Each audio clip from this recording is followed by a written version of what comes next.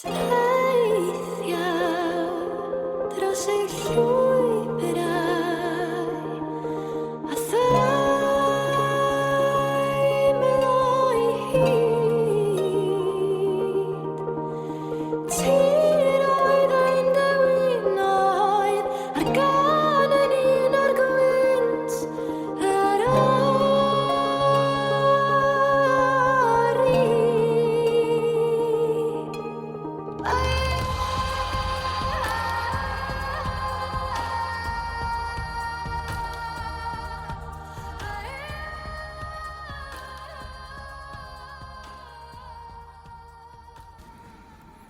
Helo, Beca Roberts sydd yma, swyddog ymgysylltu cymunedol cynllun y Carneddau. Dwi yma yn sydyn i roi neges i esbonio y podlediad yma. Mae hi'n wythnos iechyd meddwl yn dechrau'r 10 o Fai ac y thema blwyddyn yma ydy natur. Felly, dydyn ni'n eich annog chi i ddefnyddio be ydych chi'n dysgu fel rhan o'r podlediad yma allan yn natur. Gallwch chi fynd i'r ardd neu fyny'r mynydd, dim ond bod chi allan yna yn mwynhau. Os ydych chi'n mynd allan i natur wythnos yma ar ben eich hun neu gyda teulu neu ffrindiau, mi fysa ni yma yn cynllun y Carneddau a tîm Conwy Mind yn hoff iawn o weld eich lluniau. Felly cofiwch tagio ni iddyn nhw ar Facebook, Instagram a Twitter. Mae Conwy Mind hefyd yn mynd i fod yn cynnig sesiynau 5 ffordd i natur dros yr wythnos nesaf. Mae hein yn sesiynau 60 munud ar gael dros Zoom. Os hoffech chi gymryd rhan, ewch i wefan Conwy Mind i arwyddo fyny ac i ddarllen mwy amdano y gwaith gwych maen nhw'n wneud yna. Diolch. Croeso. Dyma gyfres o bodlediadau meddylgarwch yng nghanol natur. Yn gyfle i ni ddod yn ôl at yn coed.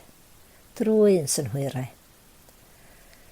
Mae yma wahoddiad i chi wrando ar 6 gwahanol fathau ymarferion i chi cynnig arnyn nhw adre. Fe allwch chi gwneud yn yr ardd neu rwle tu allan yng nghanol natur. Dyma gyfle i chi gymeryd saib. Mae'r recordiadau hefyd yn cynnwys synau sydd yn dod o wahanol lefydd yn y Carneddau.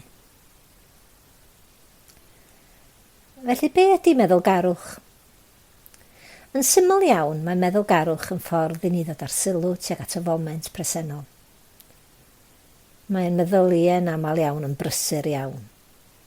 Ac fe all dod yn ôl at yn coed drwy ymdawelu fod yn seibiant i'w groesawu.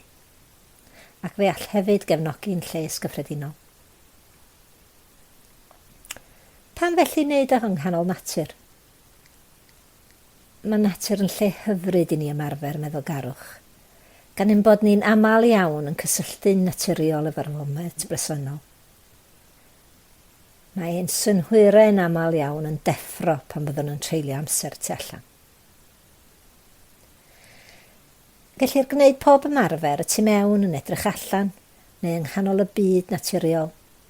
Unrhyw o'r ardd i'r goedwig i ben mynydd. Fellwch wrando ar y podlediad tu mewn ac yn rhoi cynnig arno yn yr awyr agored, gan wneud hyn heb yr arweiniad os hoffwch chi. Fe allwch chi daflu'r cipolwg ar yr awgrymiadau yn y gwahoddiadau fel nodyn atgoffa cyn chi'n allan.